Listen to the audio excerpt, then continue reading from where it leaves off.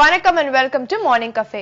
ஒவ்வொரு நாளும் நம்ம நைட்டு தூங்க போகும்போது நம்ம எப்படி இருக்கோமோ மறுநாள் காலையில நம்ம எந்திரிக்கும் போது அதை விட ஒரு பெட்டரான பர்சனா இருக்கணும் அப்படிங்கறத மைண்ட்ல வச்சுட்டு நம்ம எந்திரிச்சோம்னா அந்த நாள் முழுக்கவே நம்மளுக்கு வெற்றிகரமா அமையும் அப்படின்னு சொல்லி மார்னிங் கஃபே நிகழ்ச்சிக்கு உங்க வரவேற்பது நான் உங்கள் ஸ்வாதிஷ்டா. வழக்கம் போல அடுத்த ஒரு மணி நேரத்தை உங்க எல்லாரோடையும் ஸ்பெண்ட் பண்றதுக்காக நானும் ஸ்வாதியும் வந்திருக்கோம். So welcome to morning cafe. கண்மணி, இயற்கை முறையில கிடைக்கிற ஒவ்வொரு விஷயத்துக்குமே தனித்துவம் இருக்குல்ல? ஆமா ஸ்வாதி, அதனாலதான் பாத்தீங்கன்னா இப்ப இருக்கக்கூடிய நம்ம லைஃப் ஸ்டைல்ல வந்து ஆர்கானிக் ஃபுட் இல்ல மூலிகை மருந்துன்னு சொல்லிட்டு முடிஞ்ச அளவுக்கு இயற்கை சார்ந்த நம்முடைய லைஃப் ஸ்டைல் வந்து இருக்கணும்னு நம்ம எல்லாருமே யோசிச்சுட்டு இருக்கோம் இல்லையா? Yes, exactly. அதனாலதான் குப்பை கொட்டுறதுல கூட ஒரு புதுமையான விஷயத்த கொண்டு வந்திருக்காங்க. குப்பை கொட்டுறதுல புதுமையான விஷயமா? ஆக்சுவலி குப்பை வந்து ஒரு நல்ல உரம் அப்படிங்கிறது எனக்கு தெரியும். ஆனா இந்த காலத்துல குப்பை யாராவது உரமா யூஸ் பண்றாங்களா என்ன? எஸ், அதுக்காக தான் நம்ம சென்னை மாநகராட்சி வந்து ஒரு புதுமையான ஐடியாவை கொண்டு வந்திருக்காங்க. சென்னையில அப்படி என்ன புதுமையான திட்டம் தீட்டியிருக்காங்க? அதாவது என்னன்னா, நம்மளோட கிச்சன் வேஸ்ட் இருக்குல்ல, அந்த கிச்சன் வேஸ்ட்டை நம்ம தனியா கொட்டும் போது அதுல இருந்து வந்து உரமை ஜென்ரேட் பண்ணலாம், இயற்கை உரமை எடுக்கலாம் அப்படின்னு சொல்றாங்க. சோ இது வந்து ஒரு விதத்துல குப்பை கொட்ட மாதிரி ஆச்சு, ஒரு விதத்துல இன்கம் ஜென்ரேட் பண்ண மாதிரி ஆச்சுல்ல. சூப்பர் ஸ்வாதி. ஆக்சுவலி நம்ம சென்னையில முக்காவாசி இடத்துல நம்ம திரும்பி பாக்குற இடத்துல எல்லாம் குப்பை கிடங்காதான் இருக்கு. சோ வேஸ்ட் அப்படின்னு நம்ம நினைக்கிற குப்பையில இருந்து உரம் தயாரிக்க முடியும் அப்படிங்கிறது பாராட்ட வேண்டிய விஷயம் தான் இல்லையா? நல்ல செயல் தான் அது. எக்ஸாக்ட்லி. அண்ட் இதுல இன்னொரு விஷயம் என்னன்னா, நம்ம கிச்சன் வேஸ்ட்டை வந்து கொட்டும் போது தனியா கிச்சன் வேஸ்ட்னு செப்பரேட்டா நம்ம கொட்டணும்னா குப்பை கிடங்கள்ல மட்டுமே 25% ஆஃப் வேஸ்ட்டை வந்து நம்ம நெக்லெக்ட் பண்ணலாம் அப்படின்னு சொல்றாங்க.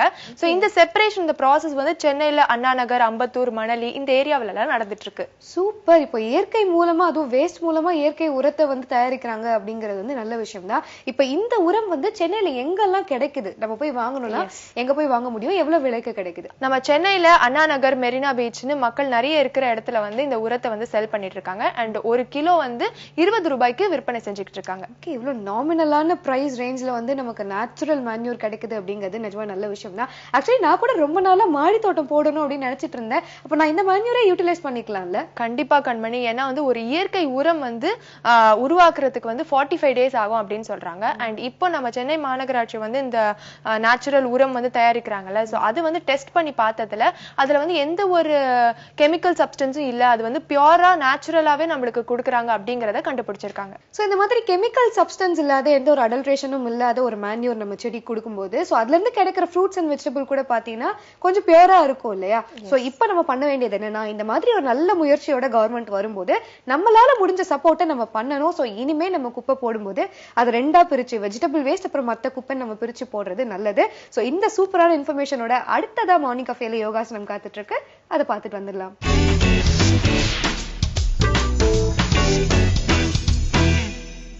வணக்கம் நேர்களே, நான் கவிதா சத்யநாராயணன், குஷப்பாவை யோகால இருக்கு. இன்னைக்கு பார்க்க போற ஆசனா அர்த்தஹஸ்த பாதங்குஷ்டாசன். இது பண்றதுக்கு முன்னாடி நம்ம ஒரு குட்டி வார்ம் அப்பை பார்த்துக்கலாம். வார்ம் அப்னா என்ன? நார்மலி கீழே கால்கள்ல வேலை ஒரு மாதிரி ஆசனாஸ் இருக்கும் போது ஹிப்போட லைன் நல்லாவே பெண்டா இருக்கணும். அதுக்கு ஒரு வார்ம் அப் எப்பவுமே தேவை. ஸோ அதுக்கு என்ன பண்ணலாம், நீங்க உங்க கையை இப்படி பிடிச்சுக்கலாம். அதாவது கட்டை விரல் மட்டும் பின்னாடி புஷ் பண்ற மாதிரி, இந்த மாதிரி புஷ் பண்ணிட்டு ஃப்ரண்ட்ல போலாம். மெதுவா ஃப்ரண்ட்ல போயிட்டு மெதுவா பின்னாடி தலை மேல தூக்கி பின்னாடி ஸ்ட்ரெயிட்டா வந்துடுங்க. அப்புறமா ரைட் சைடை நல்லா பெண்ட் பண்ணி பாருங்க. ரைட் சைட்ல நல்லா பெண்ட் பண்ணணும், எவ்வளவு முடியுதோ. உங்க முட்டிகள் முன்னாடி வராம ஸ்ட்ரெயிட்டா இருந்துக்கிட்டு அண்ட் மெதுவா முன்னாடி அண்ட் சைடு வைஸ் அகேன். இன்னொரு தடவை பார்த்துக்கலாம். முன்னாடி பெண்ட் பண்ணுங்க, மார்பு பகுதியும் முன்னாடி தள்ளுங்க. ஸோ தட் ஸ்பைன் இரெக்ட் ஆகும், உங்களோட எல்போ பின்னாடி வரும். அண்ட் மெதுவா மேல வந்து ஸ்ட்ரெயிட் ஆயிடுங்க ரைட் சைட்ல. அப்புறமா மெதுவா ஸ்ட்ரெயிட் ஆகி லெஃப்ட் சைட்ல அண்ட் ஸ்லோவா ரிலாக்ஸ் பண்ணிக்கலாம். இப்போ ஒரு குட்டி வார்ம் அப் பார்த்தோம். இந்த அர்த்தஹஸ்த பாதங்குஷ்டாசன் இதை எப்படி பண்ணலாம்? ஃபர்ஸ்ட் உங்களோட கால்கள்ல எந்த கால் தூக்க போறோமோ அதை விட்டுட்டு இந்த காலை கரெக்டா புஷ் பண்ணி வைங்க. எல்லா விரலுமே, அதாவது கால்கள்ல இருக்கிற எல்லா விரலுமே கீழே பதிஞ்சிருக்கும். பதுங்கிக்கும் போது இதை நீங்க உங்க கட்டை விரல், அதாவது காலில் இருக்கிற கட்டை விரல் இந்த 2 ஃபிங்கரை வச்சு தூக்கணும். தூக்கி நில்லு பாருங்க எவ்வளவு நேரம் நிக்க முடியுதுன்னு. உங்களால நிக்க முடிஞ்சா மெதுவா ஓபன் பண்ண பாருங்க. பிகினர்ஸா இருந்தா முட்டி பெண்ட் ஆகும். முட்டி பெண்ட் ஆச்சுன்னா டெஃபினட்டா திரும்பி வந்துடுங்க. கொஞ்சம் ரெஸ்ட் எடுத்துட்டு திருப்பி ப்ராக்டிஸ் பண்ணி பார்க்கலாம். ஸோ இப்போ எப்படி பண்ணலான்ட்டு பார்க்கலாம். ஒரு கால் கீழே கரெக்டா பதிஞ்சிருக்கணும், எல்லா விரலுமே கீழே பதிஞ்சிருக்கணும். கால்களை தூக்கி ஸ்ட்ரெயிட்டா இருங்க.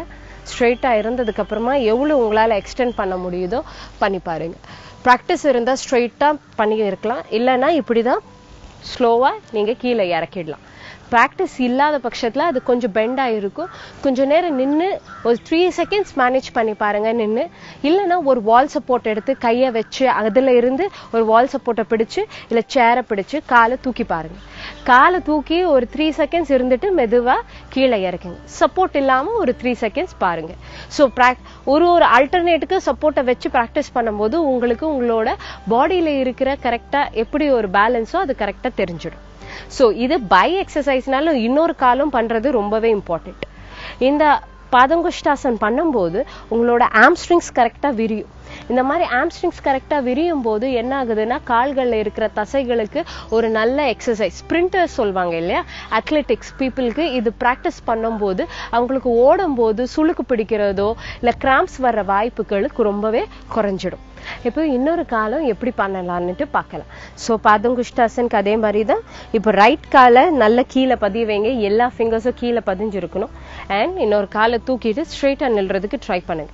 எவ்வளவு நேரம் உங்களால நிக்க முடியுதுன்னு பாருங்க. ஒரு காலை மேனேஜ் பண்ணி, அதாவது உங்களோட வெயிட் மேனேஜ்மெண்ட் எப்படின்னு இருக்கு உங்களுக்கு தெரிஞ்சும். அந்த வெயிட் மேனேஜ்மெண்ட் எப்படி இருக்குன்னு தெரிஞ்சதுக்கு அப்புறமா ஓபன் பண்ணி பாருங்க. மெதுவா நீங்க ரிலாக்ஸ் பண்ணிக்கலாம். நீங்க பிராக்டிஸ் பண்ணும்போது நார்மலி இப்படிதான் இருக்கும், இல்லை இப்படிதான் விரியும். இப்படி விரியும் போது இப்படியே வச்சு கொஞ்ச நேரம் இருந்து பாருங்க. பிராக்டிஸ் டெய்லி பண்ணதான் அந்த ஸ்ட்ரெயிட்னஸ் அண்ட் ஸ்டிஃப்னஸே வரும். அண்ட் மெதுவா நீங்க இறக்கிடலாம். இந்த மாதிரி பண்ணும்போது சப்போர்ட் ரொம்ப முக்கியம். ஃபர்ஸ்ட் இனிஷியலி ப்ராக்டிஸ் பண்ணிட்டு இருந்தீங்கன்னா ஒரு வால் சப்போர்ட் இல்லை சேர் சப்போர்ட் எடுக்கிறது ரொம்பவே முக்கியம். இப்போ நீங்க அர்த்தஹஸ்த பாதங்குஷ்டாசன் பார்த்தீங்க.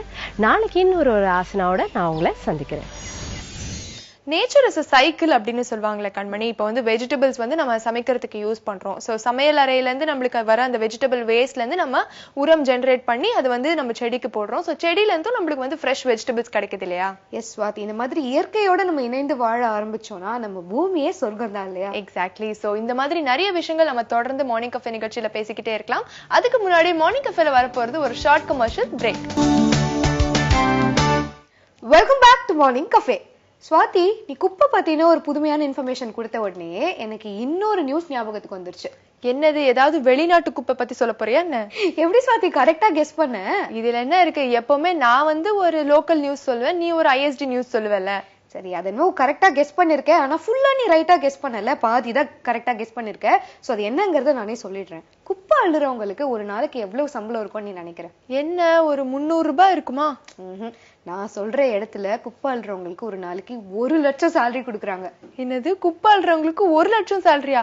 அந்த அட்ரஸ கொஞ்சம் தயவு செஞ்சு ஷேர் பண்ண. நீ நினைக்கிற மாதிரி அது அவ்வளவு ஈஸியான ஜாப் கிடையாது. சைனா இருக்கு இல்லையா, சைனால வந்து ஒரு மலை பிரதேசம் இருக்கு. அந்த இடத்துல வந்து டூரிஸ்ட் நிறைய பேர் வருவாங்களாம். சோ நிறைய மக்கள் கூடுறதாலே அந்த இடத்துல வந்து குப்பைகளும் ரொம்ப ஜாஸ்தி ஆயிடுச்சு. சோ சைனா கவர்மெண்ட் என்ன பண்ணிருக்காங்க, அது ரிலேட்டடான ஒரு ஆட் ஒண்ணு கொடுத்திருக்காங்க 2014ல. என்ன, டூரிஸ்ட் ஸ்பாட் வந்து கிளீனா வச்சுக்கோங்க, குப்பை எல்லாம் போடாதீங்க அப்படிங்கிற ஏதாவது ஒரு ஆட் கொடுத்திருக்காங்க? அந்த மாதிரி ஆட் கிடையாது. அது என்ன ஆட்னா, அந்த மலையில வந்து கயிறு கட்டிக்கிட்டு அப்படியே மலையிலேயே இறங்கி அந்த மலை ஃபுல்லா சுத்தம் பண்ணணும், அதாவது குப்பைகள் எல்லாம் எடுக்கணும். அந்த ஒரு வேலைக்காக ஆட்கள் தேவை அப்படின்னு ஒரு ஆட் கொடுத்திருக்காங்க. அந்த ஆட் கொடுத்தது மட்டும் இல்லாம ஒரு நாளைக்கு சம்பளம் 1 லட்சம் அப்படின்னு கொடுத்ததை பார்த்த பிறகு சைனால இருக்கக்கூடிய நிறைய ஆண்கள் பெண்கள் அந்த வேலைக்காக போட்டிட்டு வந்து சேர்ந்திருக்காங்க. என்னையா, குப்பை கொட்டுற விஷயத்துல கூட ஒரே புதுமையான விஷயங்கள் எல்லாம் சொல்லிக்கிட்டே இருக்க. இன்னும் ஒரு முக்கியமான புதுமையான விஷயம் இதுல இருக்கு. அது என்னன்னா, அங்க குப்பை எடுக்கிறவங்க எல்லாருமே குப்பை எடுக்கிற வேலை தானே அப்படின்னு இல்லாம அதையும் ஒழுங்கா செய்யணும், மத்தவங்க பார்க்கும்போது அது ரொம்ப அட்ராக்டிவா இருக்கணும் அப்படின்னு யோசிச்சதால எல்லாருமே ஸ்பைடர்மேன் காஸ்டியூம்ல வந்து அங்க குப்பை எடுத்துட்டு இருக்காங்க. ஓ மை காட், யோசிச்சு பாரு, அந்த ஹில் ஸ்டேஷன்ல வந்து எல்லாருமே ஸ்பைடர்மேன் ட்ரெஸ் எல்லாம் போட்டு இங்க அங்க பறந்து போய் குப்பை எடுக்கிறது பார்க்கும் போதே வித்தியாசமா இருக்கும்ல. நீ சொல்ற மாதிரி நிறைய பேர் அதை பார்த்து ரசிக்கிறாங்க. ரசிக்கிறது மட்டும் இல்லாம நம்ம போடுற குப்பையால எவ்வளவு கஷ்டப்பட்டு அவங்களுடைய என்டையர் லைஃபே ரிஸ்க் எடுத்து வந்து இவ்வளவு ரிஸ்கியான ஒரு ஜாப் பண்ணிட்டு இருக்காங்க. சோ நம்ம இனிமே குப்பை போடக்கூடாது அப்படின்னு அங்க வர டூரிஸ்ட்ல நிறைய பேர் அவங்களுடைய முடிவெல்லாம் மாத்திக்கிட்டு அவங்க வந்து குப்பை போடாம அதை அழகா ஒரு கேரி பேக்ல அவங்களே கொண்டு போறதாவும் ஒரு நியூஸ் வந்திருக்கு. சூப்பர்யா, நம்மளோட சேஃப்டிக்காக அவங்க வந்து இவ்ளோ பாடுபடுறாங்க. சோ அந்த ஸ்பைடர்மேன்ஸ் எல்லாருக்குமே மார்னிங் கஃபே சார்பாக ஒரு பெரிய சல்யூட் கொடுத்துட்டு அடுத்ததா மார்னிங் கஃபேல மார்ஷியல் ஆர்ட்ஸ் பகுதியை பார்த்துட்டு வந்துடலாம்.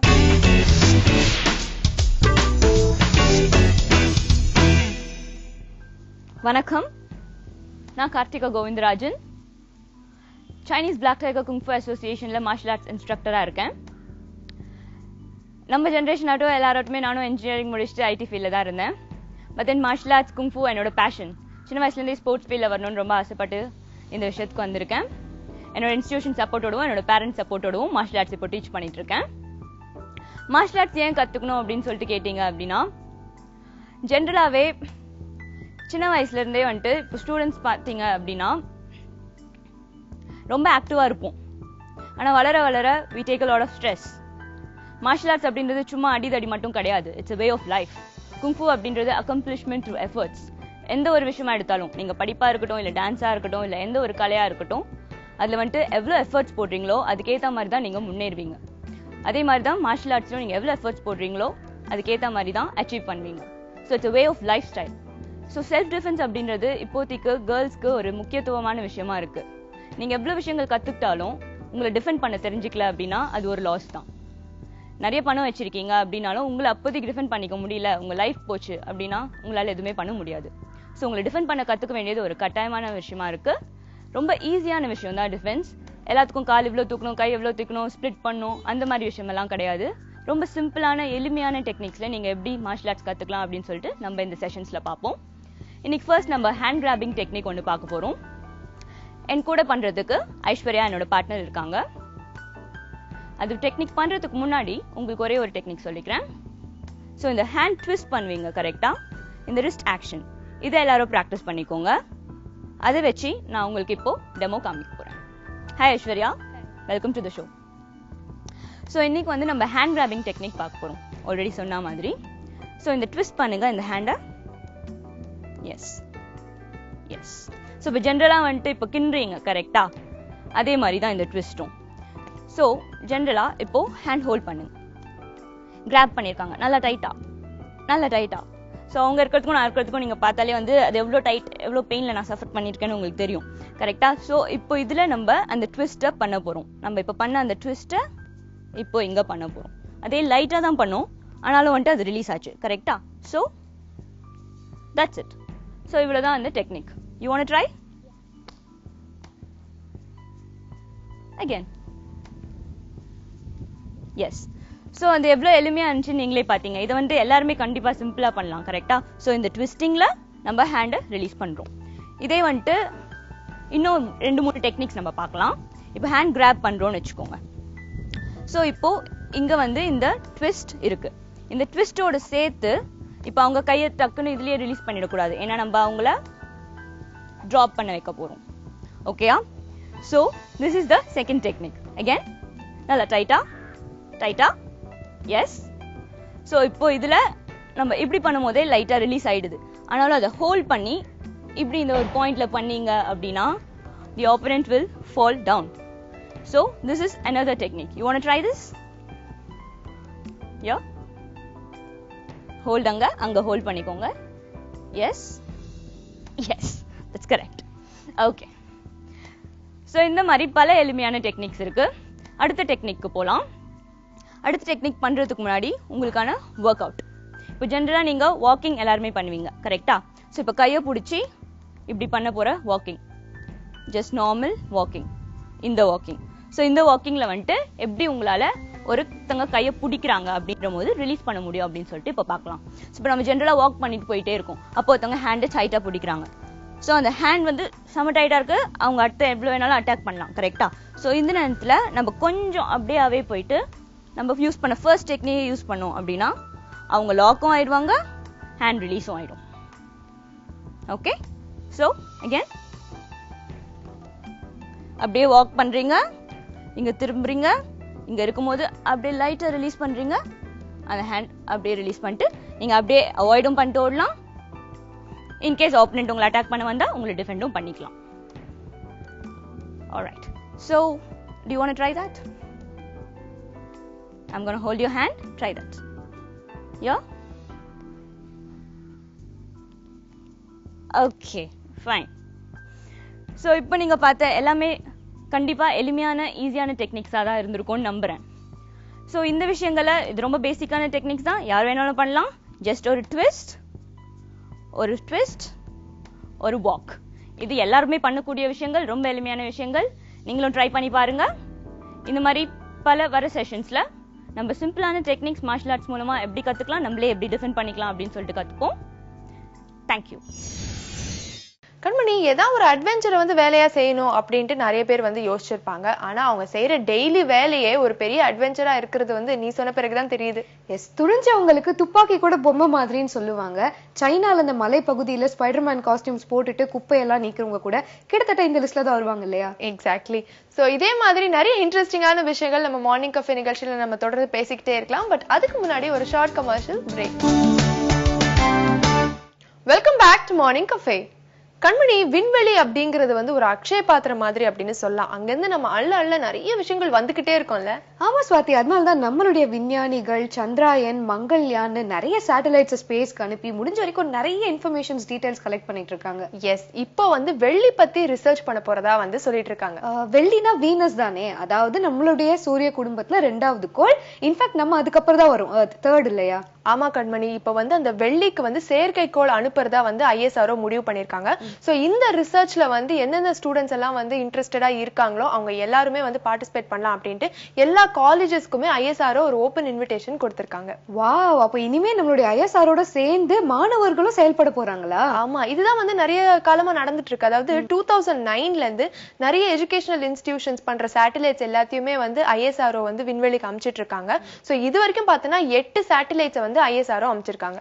ஓகே, அந்த 8 சேட்டலைட்ஸ்ல தமிழ்நாட்டுல இருந்து எத்தனை சேட்டலைட்ஸ் தயாரிச்சு அனுப்பப்பட்டிருக்கு? 8ல இருந்து 3 வந்து நம்ம ஊர்ல இருந்து போயிருக்கு. அது முக்கியமா 2 வந்து சென்னையில இருந்து போயிருக்கு அப்படின்னு தான் சொல்லணும். ஏன்னா அண்ணா யூனிவர்சிட்டி தயாரிச்ச ANU SAT அப்படிங்கிற ஒரு சேட்டலைட்டும், அதுக்கப்புறம் SRM யூனிவர்சிட்டி தயாரிச்ச SRM SAT அப்படிங்கிற ஒரு சேட்டலைட்டும் நம்ம மண்ணுல இருந்து போயிருக்கு.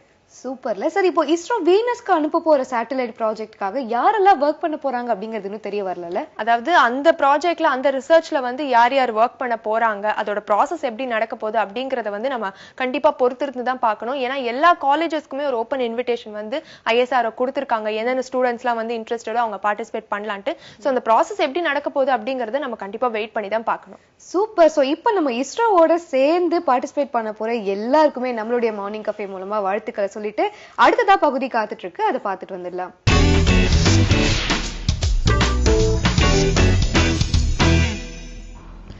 Very good morning. இன்னைக்கு நம்ம பேச போகிற டாபிக் வந்து ஆயிலி ஸ்கின்னை எப்படி ஹேண்டில் பண்ணுறது அப்படிங்கிறதாங்க. ஸோ இந்த ஆயிலி ஸ்கின்னுங்கிறது ஏன் சில பேருக்கு மாத்திரம் இருக்குது, சில பேருக்கு இல்லை, என்ன ரீசன்ஸ் இந்த ஆயிலி ஸ்கின் இருக்கிறதுக்கு, அதுதான் நம்ம இன்னைக்கு டிஸ்கஸ் பண்ண போகிறோம். ஸோ ஜெனட்டிக்காகவே பார்த்தீங்கன்னா உங்களுக்கு சில பேருக்கு வந்து எண்ணெய் சுரக்கிற கருவி வந்து அதிகமாக இருக்கும்.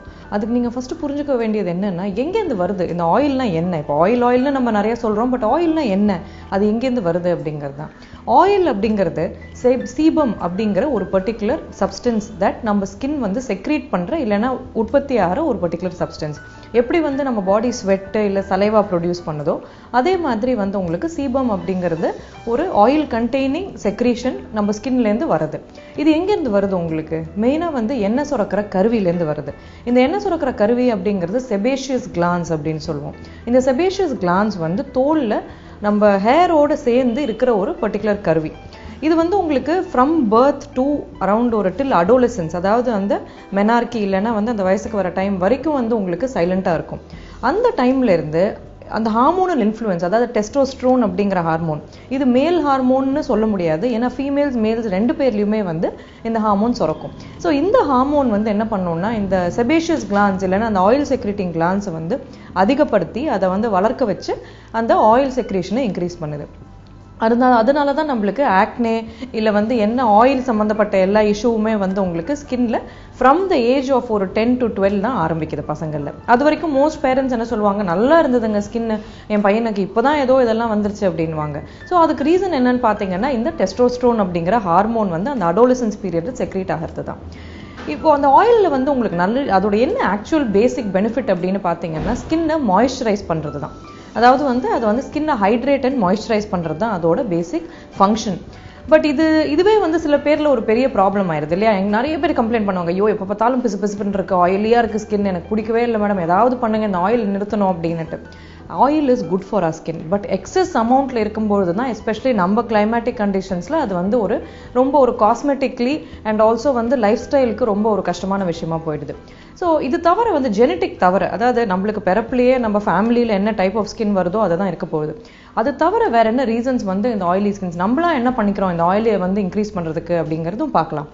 என்னன்னா நம்ம சில பேர் என்ன பண்ணுவாங்க, ஆயிலி ஸ்கின் இருக்கு அப்படிங்கிறதுனால வந்து எக்ஸஸ் மாய்ஸ்சர் ரிமூவ் பண்றேன் அப்படின்னுட்டு கிளென்ஸ் பண்ணிட்டே இருப்பாங்க ஸ்கின்னை. அதாவது வந்து கண்டினியூஸா ஃபேஸ் வாஷ் பண்றது, இல்லைன்னா வந்து சில பேர் என்ன பண்ணுவாங்க, ரொம்ப வந்து எக்ஸ்ஃபோலியேட் பண்றேன் அப்படின்னு சொல்லிட்டு வாரத்துக்கு 2 வாட்டி 3 வாட்டி வந்து ஃபேஸ் உட்காந்து தேய்ச்சிக்கிட்டே இருப்பாங்க. இது பண்றதுனால என்ன ஆகும், ஆயில் செக்ரீஷன் குறையாது. இன்ஃபேக்ட் பாரடாக்சிக்கலி ஆயில் செக்ரீஷன் இன்க்ரீஸ் தான் ஆகும். ஏன்னா வந்து ஸ்கின் ட்ரை ஆக நம்ம உடம்பு என்ன சொல்லும், ஓகே இந்த ஸ்கின் ட்ரை ஆகுது, நான் இன்னும் கொஞ்சம் ஆயில் செக்ரீட் பண்றேன்ட்டு oil secretion starts increasing. So better not to excessively wash the skin in oily skin people. நம்ம எக்கச்சக்கமா வந்து நம்ம cleansers and any kind of oil removing products இதெல்லாம் போட்டு ரொம்ப அதிகமா வந்து you should not remove out the facial oil. And இன்னொன்று வந்து மேக்கப்புமே சொல்றேன் நான், எக்ஸஸா வந்து மேக்கப் யூஸ் பண்றது, எக்ஸஸா வந்து products, any kind of cosmetic products, especially நம்ம ஊர்ல இப்போ இருக்கிற ட்ரெண்ட் என்னன்னு பாத்தீங்கன்னா, எவ்வளோக்கு எவ்வளோ முடியுமோ they try to buy so many things. என்னெல்லாம் எக்ஸ்பென்சிவ் ப்ராடக்ட்ஸ் இருக்கோ உடனே அது காஸ்ட் அதிகமா இருக்கிறதுனால அது கண்டிப்பா நம்மளுக்கு ஒர்க் ஆகுங்கிறத கான்செப்டை வந்து நம்ம ஃபர்ஸ்ட் மறந்துடணும். ஸோ அது தவிர என்ன ரீசன்ஸ் இருக்கலாம் அப்படின்னு பார்த்தீங்கன்னா, சம் பீப்புள் டேக்கிங் கான்ட்ரசெப்ஷன், அதாவது கருத்தடை மாத்திரை எடுக்கிறவங்க. அப்படி இருக்கும்போது வந்து அந்த மாதிரி ஹார்மோனல் டேப்லெட்ஸ் இல்லைன்னா ஹார்மோனல் ட்ரீட்மெண்ட்ஸ் வந்து சில பல பிரச்சனைக்கு கைனகாலஜிக்கல் ப்ராப்ளம்ஸ்க்கு எடுக்கும்போதும் oil secretion can increase. So and of course நம்ம மாதிரி ஊரில் வந்து சம்மர் இஸ் ஆல்சோ ஹெவி, வின்டருங்கிற கான்செப்டே கிடையாது பெருசா. But excess summer excess hot கிளைமேட்லயும் ஆயில் செக்ரீஷன் இன்க்ரீசஸ். வின்டர்ல இன்ஃபேக்ட் இந்த டிசம்பர் மந்த்ஸ்ல வந்து அந்த கோல்ட் மந்த்ஸ்ல பாரடாக்சிக்கலி ஒரு கான்ட்ராஸ்டா சில பேருக்கு என்ன ஆகும்னு பாத்தீங்கன்னா, ஸ்கின் ட்ரை ஆக ஆரம்பிக்கும். அப்போ வந்து ஆயிலி ஸ்கின் இருக்கிறவங்களுக்கு அவங்க பாடி வந்து இன்னும் அதிகமான ஆயில் உற்பத்தி பண்றேன் ஜஸ்ட் டு மேனேஜ் த ட்ரைனஸ்ங்கிறதுனால it increases. So these are all the reasons. And இதுக்கும் மேல ஒரு ரொம்ப முக்கியமான ரீசன் என்னன்னு பாத்தீங்கன்னா, ரொம்ப ஸ்ட்ரெஸ் ஆகிறது. எக்ஸஸ் ஸ்ட்ரெஸ் ஆல்சோ இன்க்ரீசஸ் நம்ம பாடிக்குள்ளேயே இருக்கிற ஸ்டெராய்டை இன்க்ரீஸ் பண்ணி ப்ரொடக்ஷனை, அதுவுமே ஆயில் செக்ரீஷனை இன்க்ரீஸ் பண்ற சான்ஸ் இருக்கு. ஸோ இதெல்லாம் தான் வந்து உங்க ஆயில் செக்ரீஷன் ஒரு ஆயிலினஸ் வந்து இன்க்ரீஸ்டா இருக்கிற ரீசன்ஸ். இதை எப்படி நம்ம ஹேண்டில் பண்ணலாம், ஒரு ஆயிலி ஸ்கின்னை வந்து how can we manage it அப்படின்னு பாத்தீங்கன்னா, ஃபர்ஸ்ட் ஆஃப் ஆல் எல்லாத்துக்கும் முன்னாடி நம்ம பண்ண வேண்டியது டயட் கரெக்ஷன். ஸோ என்ன diet correction, stop junk food. இந்த வந்து ஒரு westernised junk diet which has more of sugar and more of salt and also more of fat, carbohydrate. இந்த மாதிரி ஒரு டயட் அவாய்ட் பண்ணிட்டு நம்ம ஊர்ல நம்ம என்ன வந்து நம்ம நேட்டிவ் டயட்டோ, அதாவது டிபிக்கலா நம்ம வீட்டுல கொடுக்குற அம்மா சமைக்கிற ஒரு சாப்பாடு is the best food and the most balanced diet. அந்த மாதிரி டயட்டை ஃபாலோ பண்றது இஸ் பெட்டர். அண்ட் ஆல்சோ வந்து உங்களுக்கு விட்டமின் ஏ விட்டமின் சி அப்படிங்கிறது ரெண்டுமே அதிகமா இருக்கிற டயட்டை யூஸ் பண்றது, சாப்பிட்றது will be very useful for your skin.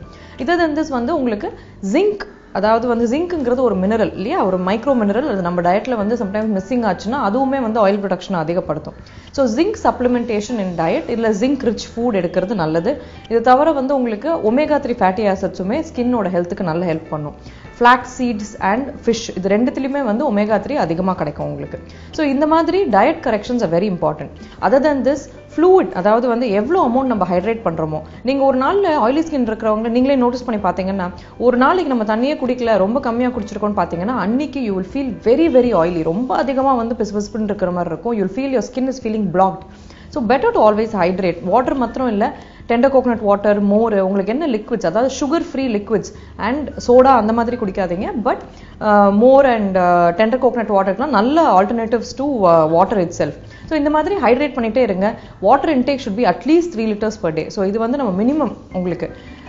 Other then this பார்த்தீங்கன்னா, ப்ராடக்ட்ஸ் விச் யூ யூஸ் இல்லையா, சப்போஸ் ஃபேஸ் வாஷே வச்சுக்கோங்க, choose products which contain either வந்து உங்களுக்கு சாலிசிலிக் ஆசிட், இது வந்து பீட்டா ஹைட்ராக்சி ஆசிட்னு சொல்லுவோம், இல்லை alpha hydroxy acid like glycolic lactic acid. இந்த மாதிரி ப்ராடக்ட்ஸ் இருக்கிற ஃபேஸ் வாஷஸ் சூஸ் பண்ணும்போதோ, இல்லை உங்கள் dermatologist ரெக்கமெண்டேஷனில் if that is much better to go to a specialist and get it such that it suits your skin. அப்படி இருக்கும்போது வந்து it will help get over your oil excess oiling of skin. இது தவிர வந்து when you wash your face, make sure that you limit it to 2-3 times a day. அதுக்கு மேல wash பண்றது is not advisable. More than 3 times வெறும் water வச்சு wash பண்ணா போறோம் உங்களுக்கு. And ரொம்ப எக்ஸசிவா ரப் பண்ணாதீங்க. ரொம்ப அதிக நேரத்துக்கு, not more than 10 seconds should you be rubbing your cleanser on the skin. When you choose, apart from this, when you finish your cleansing, you should use a moisturizer. Oily skin ku moisturizer is very important. Gel based moisturizer use பண்றது will be advisable for the skin. Sunscreen use பண்ணும்போது silicone gel based sunscreens, dry touch sunscreens use பண்ணுங்க. ஒரு product அப்படின்னு choose பண்ணும்போது always look for the terminology non comedogenic அப்படிங்கிறது கண்டிப்பா இருக்கணும். Oil ஃப்ரீயா இருக்கணும், ஆல்கஹால் ஃப்ரீயா இருக்கணும். Especially makeup use பண்ணும்போது go for products which are water based other than alcohol based. இப்போ ஒரு மேக்கப் ரிமூவர் யூஸ் பண்றீங்கனாலும் ஆல்கஹால் பேஸ்டா இருக்க கூடாது. ஏன்னா ஆயிலி ஸ்கின்ல alcohol based will only damage the skin more. So அதனால better to go for always water based solutions too, even for makeup removal. So with all these tips, I hope you have a healthy journey with your oily skin. Thank you. கண்மணி, நம்ம சூரிய குடும்பத்துல இருக்கிற எல்லா கோள்களுமே சூரியனை சார்ந்து அழகா வந்து இயங்கிக்கிட்டு இருக்கு அப்படின்னு தான் சொல்லணும். சோ அதுல இருக்கிற பிளானட்ஸ் எல்லாத்தையுமே ஒன்னொன்னா எடுத்து ரிசர்ச் பண்ணி பார்க்கும்போது அதுல இருக்கிற உண்மைகள் எல்லாமே நம்மளுக்கு வெளிவரும் இல்லையா? கரெக்ட். இந்த மாதிரி அறிவியல் தகவல்கள் ஆகட்டும், இல்ல அழகு குறிப்புகள் ஆகட்டும், இந்த மாதிரியான இன்ஃபர்மேஷன் உங்களுக்கு வேணும்னா அதுக்கு தான் மார்னிங் கஃபே நிகழ்ச்சி இருக்கு. சோ இன்னும் மார்னிங் கஃபேல இந்த மாதிரியான பல சுவாரஸ்யமான விஷயங்களை பத்தி தான் பேச போறோம். அதுக்கு முன்னாடி ஒரு சின்ன பிரேக் எடுத்துக்கலாம். இது உங்கள் morning cafe. Welcome back to morning cafe. Swathi, வீட்டை கட்டிப்பாரு கல்யாணத்தை பண்ணிப்பாருன்னு ஒரு பழமொழி இருக்குல்ல, அது என்னவோ 100க்கு 100 உண்மைதான் ஸ்வாதி. ஒரு கல்யாணம் நடக்கிற வீட்டுல போய் பார்த்தாதான் கல்யாணம்ங்கிறது எவ்வளவு பெரிய விஷயம், பல பிரச்சனைகள்லாம் ஃபேஸ் பண்ணி அதெல்லாம் தாண்டி தான் அந்த கல்யாணம் பீஸ்ஃபுல்லா முடியுது அப்படிங்கறத நம்மளால தெரிஞ்சுக்க முடியும். ஆமா கண்மணி, சீர்வரிசையில ஆரம்பிச்சு தாம்பூல பை வரைக்கும் ஏகப்பட்ட டிபார்ட்மெண்ட் இருக்கே. அதுலயும் ஏதாவது ஒண்ணுத்துல குறை வந்துச்சுன்னா கூட போதும், மாப்பிள்ளை வீட்டுக்காரங்க பயங்கர டென்ஷன் ஆகி சீன் போட ஆரம்பிச்சிருவாங்கல்ல. ஆமா ஸ்வாதி, இப்ப கூட ரீசெண்டா ஒரு கல்யாணத்துல கறி சோறு போடாததால கல்யாணமே நின்னு போயிடுச்சு. என்னது, சாப்பாடுனால ஒரு மேரேஜ் ஸ்டாப் ஆயிடுச்சா? என்ன சொல்ற? உத்தரப்பிரதேசம் இருக்குல்ல, அங்கெல்லாம் ஒரு வழக்கம் இருக்கு. பொண்ணு வீட்டு சைடுல கல்யாணம் பண்ணி வைக்கும் போது கண்டிப்பா எருமை கறி தான் அவங்க வந்து சமைச்சு போடணுமா. ஆனா இப்ப உத்தரப்பிரதேசத்துல மாட்டுக்கறி சாப்பிடக்கூடாது அப்படிங்கிற ஒரு ரூல் வந்திருக்கு. சோ அதை மீறி யாரும் சாப்பிட மாட்டாங்க இல்லையா, அதனால பொண்ணு வீட்டுக்காரங்க என்ன பண்ணிருக்காங்க, வெஜிடேரியன் ஃபுட் தான் சர்வ் பண்ணிருக்காங்க. அதை பார்த்த உடனே மாப்பிள்ளை வீட்டுக்காரங்க எல்லாம் அப்படியே கொந்தளிச்சு கல்யாணத்தையே நிறுத்திட்டாங்களாம். நியாயமான விஷயம் தானேயா? சோ இது வந்து இந்த சிச்சுவேஷனை புரிய வச்சிருக்கலாம்ல உங்களுக்கு. எங்க புரிய வைக்க கூட அவங்களுக்கு டைம் கிடையாது. பந்திக்கு வந்திருக்காங்க, பந்தியில நான்வெஜ் இல்ல அப்படிங்கறத பார்த்த உடனே மாப்பிள்ளைய கூப்பிட்டுட்டு கல்யாண வீட்டுக்காரங்க போயிட்டாங்களாம். அச்சோ, அப்போ பாவம் இல்ல அந்த பொண்ணு, மேரேஜ் ஸ்டாப் ஆயிடுச்சு இல்ல? இல்ல, இந்த மேரேஜ் ஆக்சுவலி ஹாப்பி எண்டிங் தான். கடைசியில என்ன ஆயிருக்கு, எல்லா படத்துலயுமே கிளைமேக்ஸ்ல வரும் தெரியுமா, கல்யாணம் நின்று போச்சுன்னா கல்யாண கூட்டத்துல இருந்து ஒரு ஹீரோ வெளியே வந்து பொண்ணு கல்யாணம் பண்ணிப்பாரு. அந்த மாதிரி டிராமட்டிக்கான ஒரு விஷயம் இந்த கல்யாணத்துல நடந்திருக்கு. ஆக மொத்தம் இந்த கல்யாணம் ஜாம் ஜாம் நடந்து முடிஞ்சிருக்கு. சூப்பர்யா, சினிமால வர மாதிரியே, சினிமா லைஃப் மாதிரியே ஆயிடுச்சுல அந்த பொண்ணுக்கு. அந்த பொண்ணு ரொம்ப சந்தோஷமா இருந்திருப்பாங்க அப்படின்னு நினைக்கிறேன். சோ இந்த ஹாப்பி நியூஸோட அடுத்ததா காஸ்டியூம் கலெக்ஷன்ஸ் என்னென்ன இருக்கு அப்படிங்கறத பார்த்துட்டு வந்துடலாம்.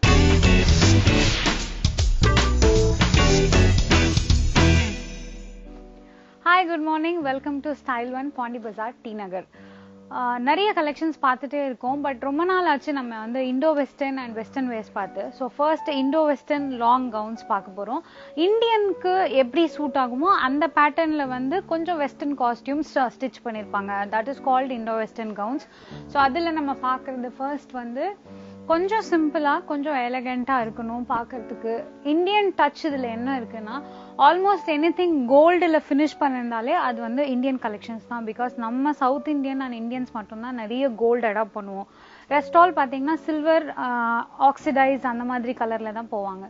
ஸோ இந்த மாதிரி ஃபினிஷ் இருக்கிறதுனால நம்ம வந்து இதை இந்தியன் டச்சில் இருக்குதுன்னு சொல்கிறோம். ஆல்வேஸ் பிளெயின் பிளாக் போடுறதுனால நம்ம கொஞ்சம் ஸ்லிம்மாக தெரியும், ஒரு ரவுண்ட் கொஞ்சம் கம்மியாக தெரியும். ஸோ பார்க்க சிம்பிளாக ஒரு நார்மல் சிந்தட்டிக் மெட்டீரியலில் இருந்தாலும் ஹிப்பில் வந்து பார்த்தீங்கன்னா பஸ்ட் போர்ஷன்ஸ் கொஞ்சம் பெருசாக இருக்கவங்க இந்த மாதிரி இண்டோ வெஸ்டர்ன் கவுன்ஸ் யூஸ் பண்ணலாம். வெரன் இங்கே வந்து பெல்ட் போர்ஷனில் உங்களுக்கு இருக்கும். பட் இது வந்து பர்டிகுலர் சைஸை ஃபிட் பண்ணாது. பிகாஸ் பின்னாடி வந்து ஃபுல்லாக இலாஸ்டிக் கொடுத்துருக்காங்க. ஸோ நம்மளுடைய டம்மிக்கு ஏற்ற மாதிரி இதை வந்து அட்ஜஸ்ட் பண்ணிக்கும். ஸோ எல்லாருக்குமே போட்டுக்கிற மாதிரி, எல்லாரும் அடாப்ட் பண்ணிக்கிற மாதிரி ஒரு சிம்பிள் இண்டோ வெஸ்டர்ன் கவுன் பார்க்குறோம். உள்ளே வந்து ஹாஃப் ஸ்கர்ட் லைனிங் கொடுத்துருக்காங்க. அசன் இது 3/4 கவுன் ஆர் ஃபுல் கவுனாக இருக்கும். பட் லைனிங் வந்து இவ்வளோ தூரம் இருக்குது உள்ள. ஸோ அந்த மாதிரி ஒரு ப்ரிட்டி பிளாக் அண்ட் கோல்ட் காம்பினேஷனில் ஒரு எலகண்ட் ஃப்ராக் ஃபர்ஸ்டே பார்த்தாச்சு. நெக்ஸ்ட் நம்ம பார்க்க போறது வந்து இந்தியன் டச். என்னன்னா இந்த மாதிரி beads, gold, half bead, cut work, இந்த மாதிரி எல்லாமே வந்து நம்ம இந்தியனை சேர்ந்த ஒர்க் தான். எம்ப்ராய்டரி, பேட்ச் ஒர்க், இது எல்லாமே நம்ம இந்தியன் நார்த் ஆர் சவுத் ரெண்டு பேருமே இதை அடாப்ட் பண்ணிப்போம். ஸோ இந்த மாதிரி ஒரு ஃபினிஷ் கொடுத்துருக்காங்க. கீழே வந்து பார்த்தீங்கன்னா இந்தியன் ஃப்ளோரல் கட் டிசைன்ஸ் இருக்குல்ல, அதை வந்து பேட்ச் ஒர்க்காக இங்கே ஸ்டிச் பண்ணியிருக்காங்க. கீழே வந்து ஃபுல்லாக ப்ளீட்டட் ஃபுல் கவுன் மாதிரி இருக்கு, அஸ் அன் 3/4 கவுன் மாதிரி இருக்கு. இதுக்கு வந்து பேண்டோ எதுவுமே தேவையில்லை. மேபி சீக்ரெட் பேண்ட் அந்த மாதிரி போட்டால் இன்னும் ப்ரிட்டியாக இருக்கும். ரெட் பெல்ட்டோட இது ஒரு மாதிரி வித்தியாசமா இருக்கு. கீழே மட்டும் ஃபுல்லா ஃப்ரண்ட் அண்ட் பேக் ஃபுல்லா டிசைன்ஸ் வருது. ஸோ நெக்ஸ்ட் நம்ம பார்க்க போகிறது வந்து இதை பற்றி ஸ்டைலை பற்றி சொல்கிறதுக்கு முன்னாடி இந்த காஸ்டியூம் நான் செலக்ட் பண்ணி வச்ச ரீசன் வந்து க்ளோஸ் நெக் வித் ஜிப்போடு இருக்குது. மெட்டீரியல் பார்த்தீங்கன்னா டபுள் லைனிங் கொடுத்து மேலே வந்து நமக்கு ஆல்மோஸ்ட் கொஞ்சம் நெட்டட் ஒர்க்கில் சிந்தட்டிக்கில் டிசைன் பண்ணிருக்காங்க. Black and white colour combination இந்த மாதிரி இருக்கிறது வந்து இந்த மாதிரி சிமெட்ரிக்கல் டிசைன் இருக்குது. அதுக்கப்புறம் இந்த மாதிரி black and white half and off காம்பினேஷனில் இருக்குது. அப்படின்னா ஃபிசிக்கல் ஃபிட்னஸ் அவேர்னஸ் இல்லாதவங்க, அன்ஃபிட்டாக இருக்கவங்க, அந்த மாதிரி இருக்கவங்க இது மாதிரி போடும்போது நம்ம ஸ்லிம்மாக இருக்கோமா இல்லை வந்து ப்ளம்பியாக இருக்கோமா அப்படிங்கிறத யாராலையுமே கெஸ் பண்ண முடியாது. ஸோ இந்த மாதிரி கலர் காம்பினேஷன்ஸ் வந்து யூஸ்வலாக கொஞ்சம் டம்மி இருக்கவங்க, அந்த மாதிரி இருக்கவங்க இந்த கலர் காம்பினேஷன் போடலாம். ஸோ அதுக்காக தான் இது எடுத்திருந்தேன். மொத்தமாக டாப் டு பாட்டம் நம்ம கொஞ்சம் அன்கான்ஷியஸாக வந்து ஃபீல் பண்ணுறோம் ஃபிட்டாக இல்லைன்னா இந்த மாதிரி போகலாம். இதே வந்து இன்னொரு காஸ்டியூம் எடுத்து வச்சுருக்கேன். நெக்ஸ்ட் நம்ம அதான் பார்க்க போகிறோம். ஸோ பஸ்ட் போர்ஷன் பெருசாக இருக்கவங்க இந்த மாதிரி பிளாக் ஃப்ளோயி மெட்டீரியல் போடும்போது மேலே வந்து இன்னும் கொஞ்சம் ஸ்லிம்மாக தெரிவாங்க. கீழே வந்து பார்த்தீங்கன்னா இந்த மாதிரி ரேண்டம் டிசைன்ஸ், ரேண்டம் லைன்ஸ் ஒரு ஃப்ளோ லைன் சொல்லுவோம், இந்த மாதிரி லைன்ஸ் இருந்ததுன்னா இதுவும் வந்து ஃபிசிக்கல் ஃபிட்னஸ் கொஞ்சம் வந்து அசிங்கமாக காமிக்காது வெளியில். ஸோ நம்ம நல்லாவும் ட்ரெஸ் பண்ணிக்கலாம், நம்மளுடைய ஃபிசிக்கல் ஃபிட்னஸை பற்றி கவலைப்படவும் வேண்டாம். அந்த மாதிரி இருக்கவங்க இப்படி எடுத்துக்கலாம். சிலர் வந்து ஹிப் போர்ஷனில் ஸ்லிம்மாக இருப்பாங்க, கீழே வந்து பெருசாக இருப்பாங்க. அவங்க வந்து டவுன் போர்ஷனில் ஃப்ளோ லைன்ஸ் பிளாக் அண்ட் ஒயிட்டில் போட்டாங்கன்னா அவங்க இன்னும் கொஞ்சம் ஸ்லிம்மாக தெரிவாங்க. ஸோ இந்த ரெண்டு ட்ரெஸ் வந்து அதுக்காக தான் நான் எடுத்து வச்சுருந்தேன். ஸோ நெக்ஸ்ட் நம்ம பார்க்க போகிறது very pretty collection. As in blue and pink எப்போவுமே ரொம்ப ப்ரிட்டியாக இருக்கும்ல, ஆஸ் யூஷுவல் அதே மாதிரி ஃபுல்லாக ஜார்ஜெட்டில் வந்து நார்மல் ஃபிட் அண்ட் ஃப்ளேர் இதில் ஸ்டிச் பண்ணியிருக்காங்க வித் பஸ்ட் அட்டாச்மெண்ட்டோட.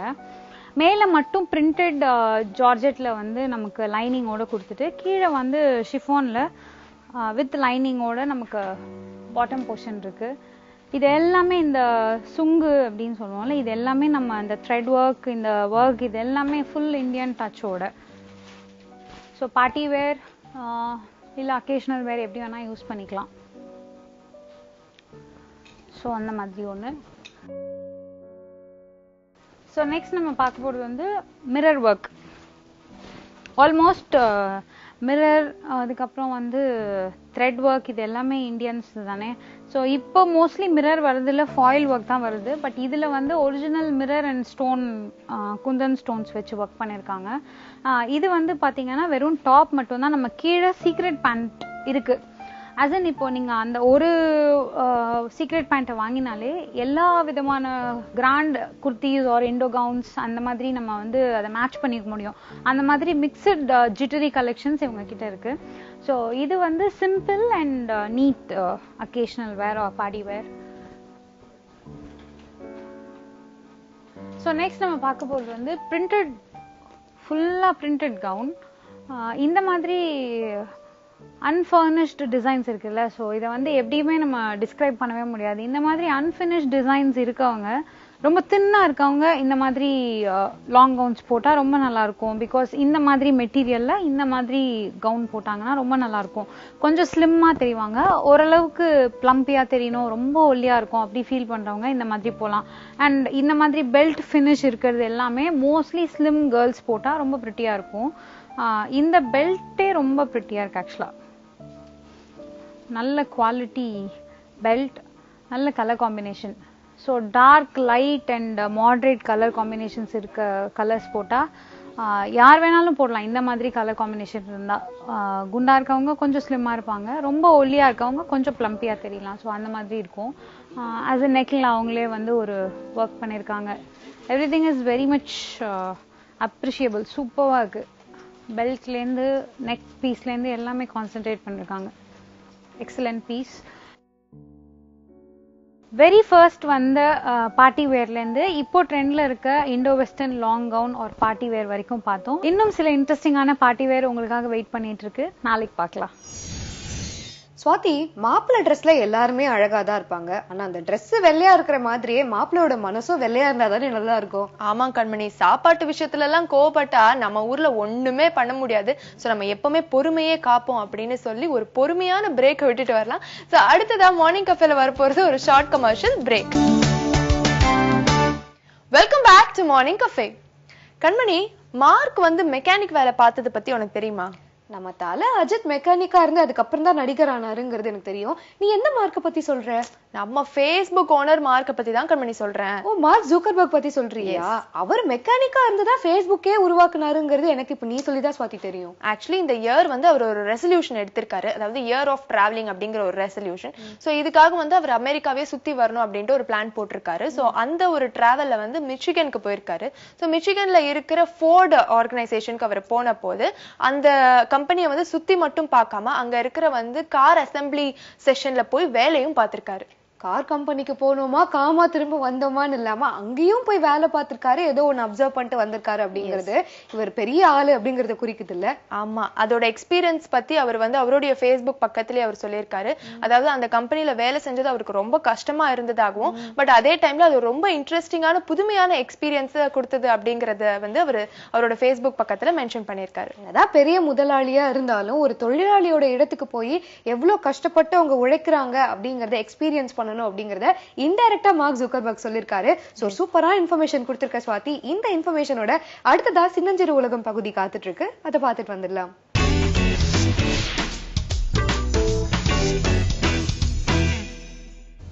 வணக்கம் நேர்களே, விளையாட்டை பத்தி இந்த வாரம் பேசிட்டு இருக்கோம். நேத்து வந்து குழந்தை வந்து எப்படி விளையாட்டு மூலமா தன்னோட பிரெயினுக்கு டெவலப்மெண்ட் கொடுக்குது அப்படின்றத பத்தி பேசணும். இதுல ஒரு சின்ன உதாரணத்தோட ஸ்டார்ட் பண்ண விருப்பப்படுறேன். நாசாவை பத்தி நீங்க எல்லாம் கேள்விப்பட்டிருப்பீங்க. யுஎஸ்ல வந்து ராக்கெட்ஸ் அது இதெல்லாம் அனுப்பக்கூடிய ஒரு அமைப்பு. அந்த இடத்துல பாத்தீங்க அப்படின்னா ஜேபிஎல் அப்படின்னு அவங்களோட ஒரு சப்சிடரி கம்பெனி.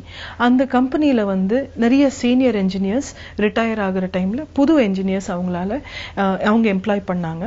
இந்த எம்ப்ளாயீஸ் எல்லாம் பாத்தீங்கன்னா இருக்கிறதுலே பெஸ்ட் இன்ஸ்டிடியூஷன்ஸ்ல கோல்டு மெடலிஸ்ட் வாங்கினவங்க, கோல்டு மெடலிஸ்டா இருந்தவங்க. அந்த என்ஜினியர்ஸ் எல்லாம் பாத்தீங்க அப்படின்னா ஒரு 3 years அவங்களால எந்த வகையான ஒரு இனோவேஷனுமே பண்ண முடியல. புது ராக்கெட்ஸோ எதுவுமே அவங்களால கண்டுபிடிக்க முடியல. அப்பதான் வந்து நேட் ஜோன்ஸ் அப்படின்னு ஒரு சைக்காலஜிஸ்ட் வந்து அவங்கள வந்து ரிசர்ச் பண்ணாரு. சீனியர் என்ஜினியர்ஸ் எப்படி இவ்வளவு புது விஷயங்கள் கண்டுபிடிச்சாங்க, ஜூனியர் என்ஜினியர்ஸ் எப்படி ஒரு விஷயத்தை கூட அவங்களால வந்து தயாரிக்க முடியல அப்படின்றதுக்கு ஒரு ஆராய்ச்சி பண்ணாரு. அதுல முக்கியமா என்ன பண்ணாருன்னா பிளே ஹிஸ்டரி அப்படின்னு சொல்லி அந்த சின்ன வயசுல இவங்க குழந்தைங்களா இருக்கும்போது என்ன செஞ்சாங்க அப்படிங்கிறதுக்கு உண்டான ஆராய்ச்சி பண்ணாரு. அப்போ ஃபர்ஸ்ட் கண்டுபிடிச்சது சீனியர் என்ஜினியர்ஸ் நிறைய புது விஷயங்கள் உருவாக்குனவங்க. சின்ன வயசுல வந்து மண்ணில் விளையாடி இருந்தாங்க, மரம் ஏறி இருந்தாங்க, சின்ன சின்ன பொருள் வச்சு டாய்ஸ் அவங்களே வந்து விளையாட்டு பொருட்கள் வந்து உருவாக்கி இருந்தாங்க. ஆனா புதுசா வந்திருந்த சயின்டிஸ்ட் வந்து முதல்ல இருந்து கிளாஸ் ஃபர்ஸ்ட்னு டெஸ்ட் எழுதிட்டு இருந்தாங்க. அவங்க வந்து கோல்டு மெடல் வாங்குற வரைக்குமே பாத்தீங்கன்னா நிறைய புக் மூலமாவும் ரிசர்ச் மூலமாவும் ஆன்லைன் போய் படிச்சு பழகினவங்களா இருந்தாங்க. என்னைக்குமே ஒரு பொருள் எடுத்து அதுல வந்து ஒரு வித்தியாசமா எதையுமே அவங்க வந்து உருவாக்கல. இந்த பிளே ஹிஸ்டரி அப்படின்றது எடுத்ததுக்கு அப்புறம் அவர் கத்துக்கிட்ட ஒரே விஷயம் என்ன அப்படின்னா, ஒரு மூளை வந்து நல்லா டெவலப் ஆகணும்னா கையை நம்ம பயன்படுத்தணும். ஏன்னா brain needs a hand, hand needs a brain. அதாவது ஒரு மூளை நல்லா டெவலப் ஆகணும்னா கை வச்சு நம்ம வந்து வேலைகள் செய்யணும். அதே சமயத்துல ஏதாவது ஒண்ணு நம்ம புரிஞ்சுக்கணும்னா கைகள் மூலமா நம்ம செய்யும் போது பிரெயின் இன்னும் அதிகமா அதை புரிஞ்சுக்கும். இப்ப நம்ம கணக்கே செய்யறோம்னு வச்சுக்கோங்க.